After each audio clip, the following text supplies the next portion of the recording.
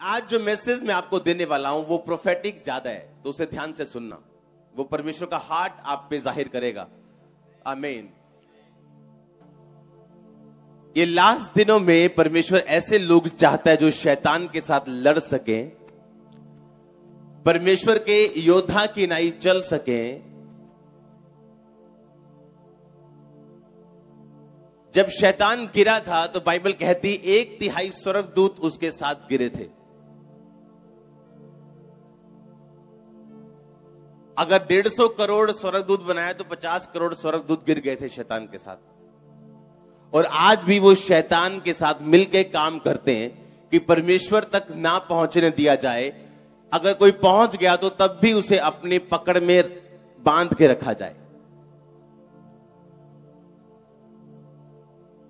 परमेश्वर ने कहा, देखो मैंने तुम्हें सांपों और बिच्छुओं को रौंदने का पूरा अधिकार दिया, उनकी सारी शक्ति पर पूरा अधिकार दिया, किसी वस्तु से तुम्हें कुछ भी हानि नहीं होगी। ये परमेश्वर ने अपने लोगों को बोला कि देखो मैंने तुम्हें सांपों और बिच्छुओं को रौंदने का पूरा अधिकार दिया। देखो का यूनानी मतलब है देखना, लेकिन अपनी आत्मिक आंखों से, अपनी अंदरूनी आंखों से उन चीजों को देखना।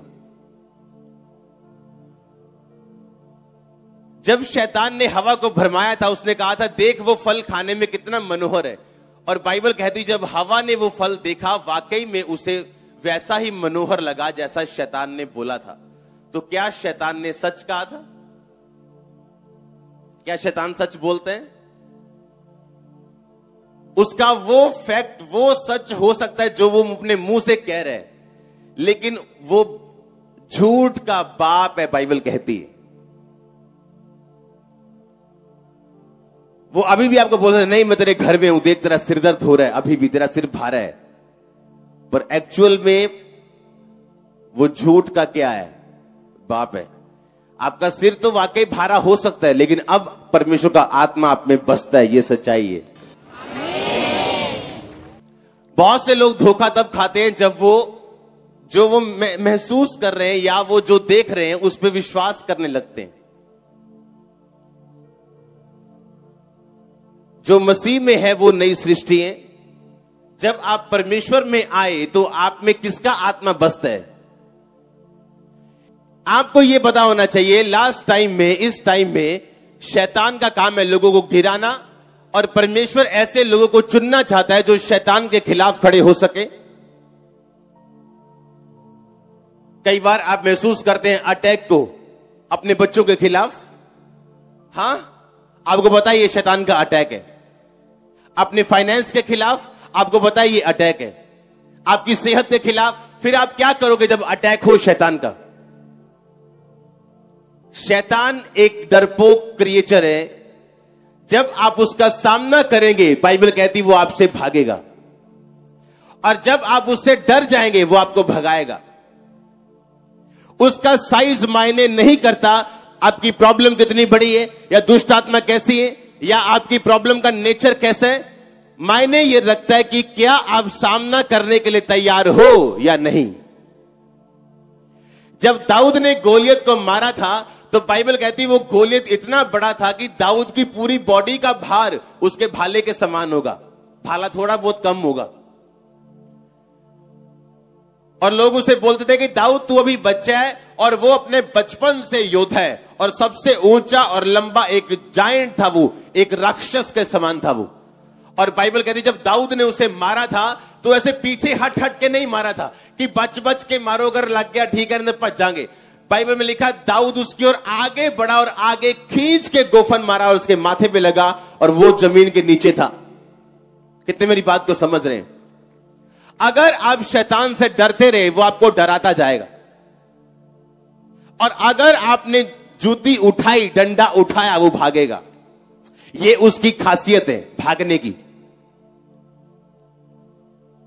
कितने मेरी बात समझ रहे हैं? ये उसकी क्या है? ये उसकी खासियत है कि अगर आपने डंडा उठाया तो वो भागेगा। और अगर आप क्रिश्चियन हैं, आपको यह मालूम होना चाहिए कि कहां वो आपकी लाइफ में अटैक करने की कोशिश कर रहे हैं। हालेलुया। और आपको मालूम होना चाहिए कि क्यों वो अटैक कर रहा है, उसके अटैक का कारण क्या है, या उसके अटैक वो क्यों करना चाहता है, उसका रीजन क्या है, उसका प्लान क्या है, और उसके प्लान को खत्म करना।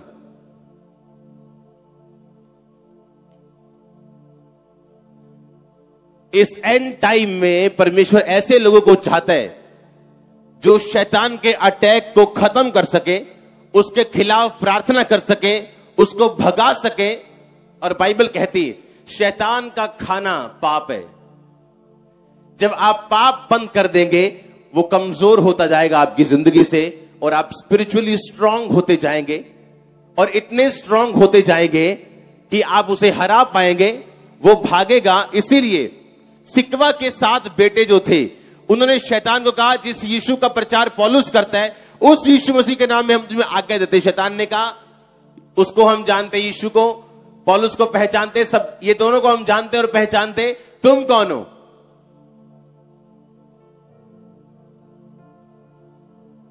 आपका नाम जब आप इंग्लैंड में जाते हैं तो चेंज नहीं होता। हां, अगर आप मनमोहन है तो आपको मैनी नहीं बोलते, डॉक्यूमेंट्स पे छेड़ चाहते हैं आपको। हां, लेकिन यीशु मसीह का नाम यहोशुआ से जीसस कैसे हो गया? इंग्लिश में, हिंदी में यीशु कैसे हो गया? पंजाबी में यीशु कैसे हो गया? इटालियन में और कैसे हो गया? जर्मनी में और कैसे हो गया? नाम तो नाम ही होता है ना। अगर नाम इजरायली भाषा में यीशुआ या होशुआ कुछ भी था, तो वो नाम तो वही रहना चाहिए ना। आज भी आपको यहोशुआ के नाम में दुष्ट आत्मा डांटनी चाहिए, यीशु उसका क्यों कर दिया?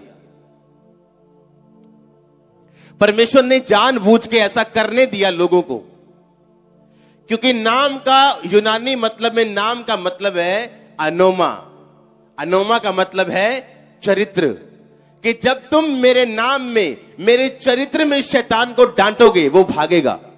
अगर परमेश्वर ने नाम चेंज करने का अलाउ किया, तो इस कारण किया कि परमेश्वर ये चाहता था कि लोग कहीं ये वाला नाम ना सोच ले जो आम नाम है, वो नाम के पीछे का मतलब समझे कि अगर तुम मेरे चरित्र में शैतान को डांटोगे, वो तुमसे भागेगा।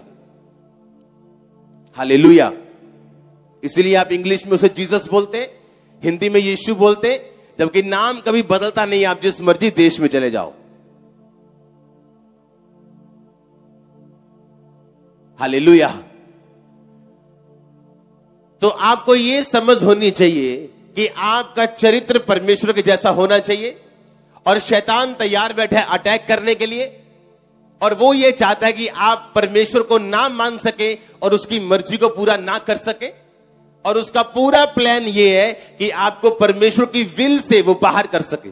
ऐसे लोग मैंने देखे हैं, गिफ्टेड है, प्रभु की विल से बाहर है। ऐसे लोग हैं जो अब परमेश्वर की विल से, इच्छा से बाहर है। क्यों? शैतान के अटैक को समझ नहीं पाए और उसे तोड़ नहीं पाए। हालेलुया। परमेश्वर के पास ए और बी प्लान नहीं है, उसके पास सिर्फ एक ही प्लान है।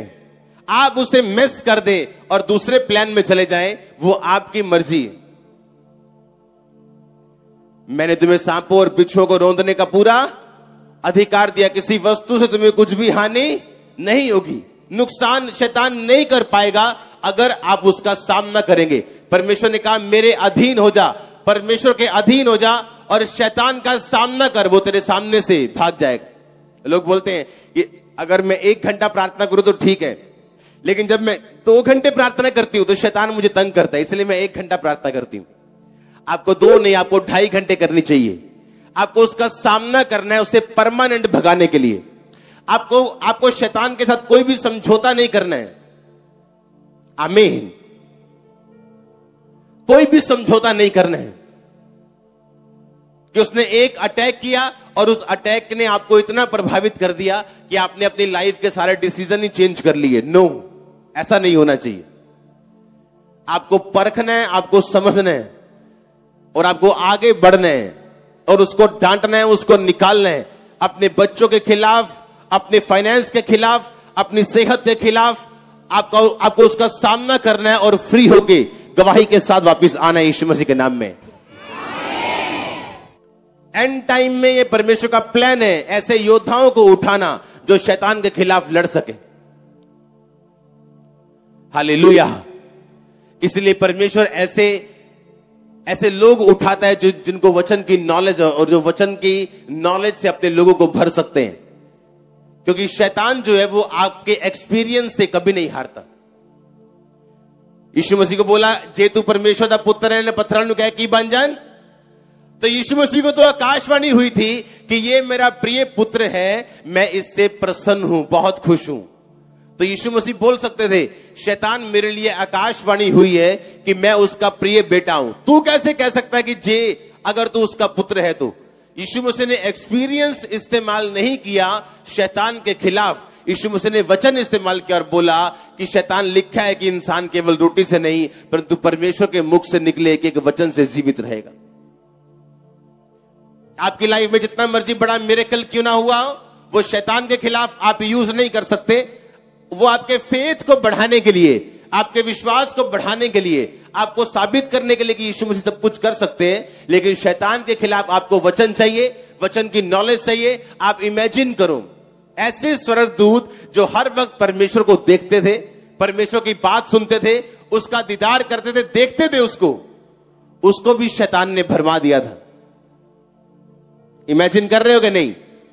हां, जो हर टाइम स्वर्गदूत परमेश्वर के सामने, उसको शैतान ने ऐसी काउंसलिंग दी कि उसको यकीन हो गया कि परमेश्वर के पास मेरे लिए कोई फ्यूचर नहीं है। और आज भी वो ऐसे काम करता है धरती के ऊपर। अगर आप वचन पे नहीं खड़े, आप अड़े और खड़े नहीं है, आपने एक मन नहीं बनाया, तो फिर आप घूमने वाले हो इधर उधर। लेकिन एक मन अगर बन गया अड़े और खड़े रहने का, पवित्रताई में चलने का, शैतान को उसका खाना ना देने का, आपके घरों से जब वो निकलेगा एक बड़ी गवाही छोड़ के जाएगा, जो बांधी हुई जो उसने है।